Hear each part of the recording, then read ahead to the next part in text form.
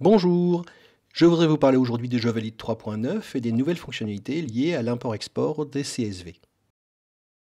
Pour cette vidéo, nous allons partir d'une base de données des items très simple avec un seul item que nous allons exporter.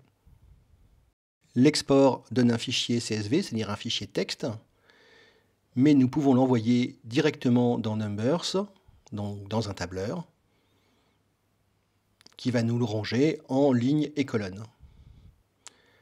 Nous tapons sur Modifier pour pouvoir sélectionner les colonnes avec les noms des élèves qui ne nous intéressent pas, pour les supprimer.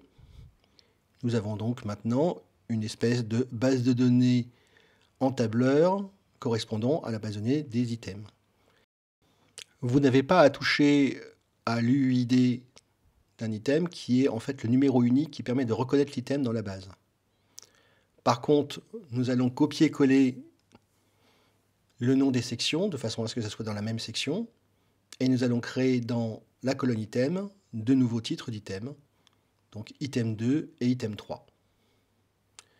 Nous avons donc notre item 1 qui vient de la base des items telle qu'elle existe dans Jovalid et deux nouveaux items qui n'ont pas de numéro UID et qui donc normalement n'existent pas dans la base.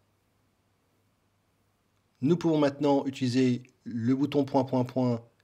exporter en CSV pour générer un fichier CSV qui sera importable dans Jovalid. Nous le rangeons dans nos fichiers.